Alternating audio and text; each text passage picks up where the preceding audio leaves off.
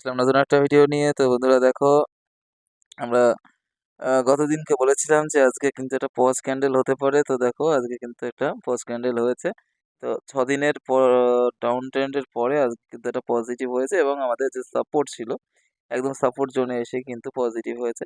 তো বন্ধুরা, এটা কালকে কি হবে? কালকে কি উপরের দিকে যেতে পারে নাকি আবার নিচের দিকে আসতে পারে? তো বন্ধুরা দেখো, এখানে যে নিচে যে একটা সাপোর্ট তৈরি হয়েছে, নিচে যে লেভেলটা রয়েছে এর নিচে যতক্ষণ না আসছে ততক্ষণ কিন্তু নেগেটিভ আপাতত নেই। তো এখান থেকে কালকে কিন্তু হালকা উপরের দিকে যেতে যেতে পারে। যদি 25,121 বা 120-র ওপরে যদি যেতে পারে, তাহলে বা এই যে এই ক্যান্ডেলটার হাইটা যদি ব্রেক করতে পারে, তাহলে সেক্ষেত্রে কিন্তু একটু উপরের দিকে আসতে পারে। কিন্তু এখনই পজিটিভ বলা যাচ্ছে না। তবে ডাউন মানে এতটা ডাউনের পরে একটা পজ নিয়েছে, তো সুতরাং কিন্তু আমরা এখানে আরেকটা দিন ওয়েট করে দেখতে পারি যে এখানে যদি পজিটিভ কিছু সাইন আমরা দেখতে পাই, তাহলে কিন্তু এখানে আমরা এন্ট্রি করতে পারি। আবার এখন দেখুন, এখানে কিন্তু একটা বুলিশ হারামি প্যাটার্নও কিন্তু তৈরি হয়েছে। তো দেখা যাক কালকে কি হয়। আর একটা জিনিস হচ্ছে বন্ধুরা, যে মার্কেটে যে ফলিংটা হচ্ছে সেটা অনেকে ভাবছে যে ইসরায়েল ইরানের যুদ্ধের জন্য। তো বন্ধুরা বলে রাখি, ইসরায়েল ইরানের যুদ্ধের জন্য কিন্তু মার্কেটে প্রভাব পড়ছে এমনটা কিন্তু মোটেও নয়।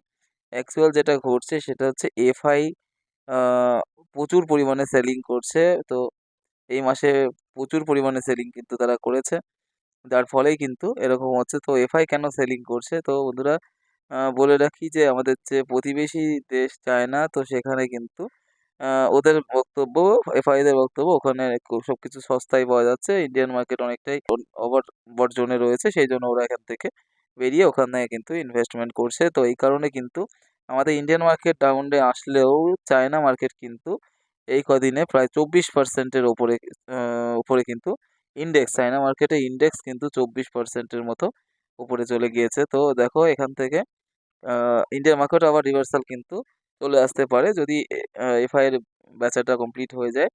তো এখানে কিন্তু আবার ইন্ডিয়ান আমাদের যে ডিআই রয়েছে বা আমরা রিটেল যারা রয়েছি তারা কিন্তু বাইং করছে। তো এখান থেকে একটা পজিটিভ সাইন কিন্তু আসতেই পারে। তো যেহেতু এফআই বিক্রি করছে, এই কারণে কিন্তু মার্কেট কিন্তু নেগেটিভের দিকে যাওয়ার চেষ্টা করছে। তো দেখা যাক কালকে পর্যন্ত কি হয়। কালকে যদি পজিটিভ আমরা দেখতে পাই, তাহলে কিন্তু আবার আমরা এখান থেকে রিভার্সাল আমরা মনে করতে পারি। তো এখান থেকে আবার উপরের দিকে 25,700 পর্যন্ত কিন্তু উপরে আসতে পারে। তো বন্ধুরা, এখন এটুকুই, দেখা হচ্ছে পরের ভিডিওতে। ততক্ষণের জন্য বাই বাই।